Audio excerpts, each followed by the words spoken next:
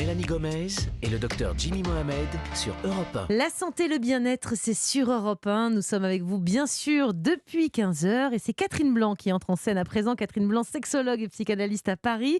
Catherine, aujourd'hui, on va prendre la question de Sébastien. On l'écoute. Bonjour. Quand je discute avec mes amis, je me rends compte qu'ils ont beaucoup de matchs sur Tinder et puis d'autres applications de rencontres, tandis que moi, c'est assez rare. Je commence à me dire que je dois pas plaire finalement. Qu'est-ce que vous en pensez ? Alors Catherine, on n'a pas vu son profil, alors on peut pas Non, savoir voilà, précisément, mais quantité ne fait pas qualité. On va surtout dire ça, je pense. Et sur les réseaux sociaux, ça vaut mieux qu'ailleurs, je crois.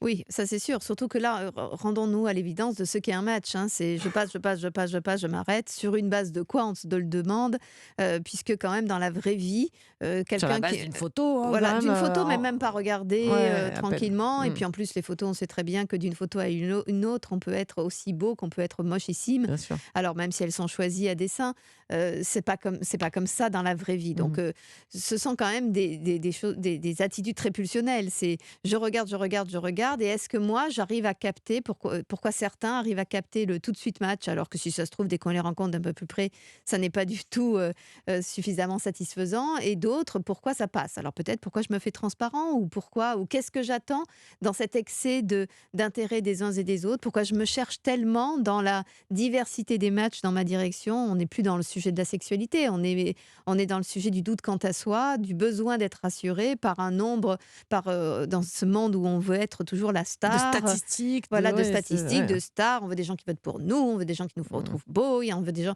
Mais dans la réalité, on n'assumerait pas une cacahuète si on devait être au rendez-vous de tous ces matchs. Donc concentrons-nous sur un, ça suffit. Est-ce que vous pensez qu'à l'inverse, ça nous fait perdre certaines opportunités ? C'est-à-dire qu'on a des personnes qui n'ont pas l'air à notre goût et peut-être avec qui ça pourrait matcher dans la vraie vie. Absolument. Et donc se dire que si ça ne matche pas physiquement, ça aurait pu marcher autrement, et peut-être qu'on se met des barrières à choisir, un peu comme un supermarché. Oui, vous avez tout à fait raison, Jimmy. C'est-à-dire qu'on est dans une lecture de l'autre qui est extrêmement limitée.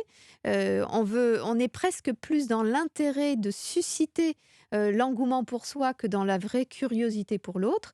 Et on s'arrête à des détails d'une photo qui ne rendrait absolument pas l'autre ni agréable, ni populaire dans notre groupe d'amis. Or, une relation amoureuse, c'est tellement de choses, ou de désir. Si on parlait d'amour, de désir sexuel, c'est tellement d'échanges sur des tas de sujets qu'un seul visage ou photo de plein pied ne peut y suffire pour définir et ce qu'est l'autre et ce que je suis moi. Et donc effectivement, on s'est loupé des tas d'opportunités que la vraie vie. Alors encore une fois, on ne va pas critiquer les réseaux. Ça peut être utile, il y a des couples, il y a des belles histoires qui bien démarrent sûr, aussi et là-dessus. soyons de notre monde.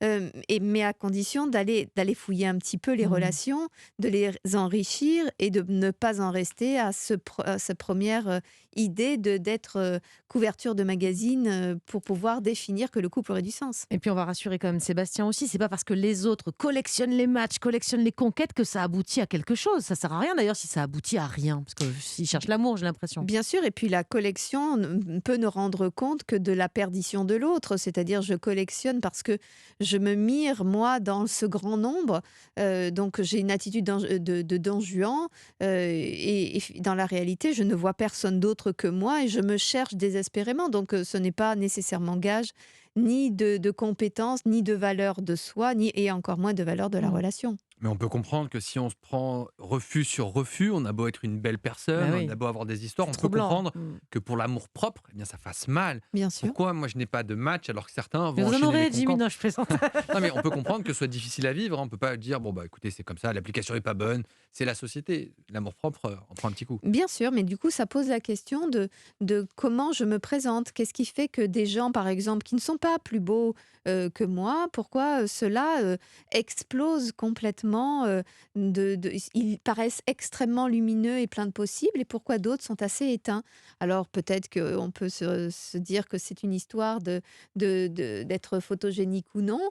Peut-être que certains savent prendre la lumière et Certains d'autres savent écrire moins. des petits textes aussi plus marrants que d'autres. C'est ça, mais je pense plus que intéressants. Et donc, oui, alors sauf que dans les matchs, on ne prend même pas le temps de la lecture. Ah oui, je ne connais pas bien. On s'arrête à l'image. Donc D'accord. évidemment, c'est assez limité puisque ça favorise ceux qui prennent la lumière. Un jour, une personne me disait d'une mannequin qu'il l'avait rencontrée par ailleurs et qu'elle n'avait rien de particulier. Mais dès lors Ça fait du bien ce genre de phrase. mais dès lors qu'elle Ça était soulage. prise en photo, elle était sublime, Ouais. absolument sublime. Donc, il y a des gens qui se révèlent en photo, mais sont assez éteints dans la vraie vie. D'autres, c'est l'inverse. Donc, il faudrait que... Vous, Jimmy, c'est la photo, ça vous va bien? Non, à mon avis, non, mais à l'époque, non, mais j'étais particulier. Ma femme a été plus sensible à ce que je pouvais être et représenter dans la vie Oui, plutôt parce que qu'en mon photo, propre c'est pas physique. gagné. Ouais, Et c'est non, ça. il y a 10 ans, oh là là, c'était compliqué. Déjà qu'aujourd'hui c'est dur, mais alors il y a 10 ans. Donc du courage, même si on ne plaît Voilà. pas en photo, on peut plaire. On peut tous y arriver, On peut tous y croyez-moi. arriver. J'ai réussi. Voilà, exactement. Et en l'occurrence, c'est vrai que son amour-propre, il faut de temps en temps le laisser un peu dans sa poche et voir nos compétences par ailleurs. Très bien. Merci beaucoup, Catherine, pour tous ces conseils. On revient demain, même heure, sur Europe 1.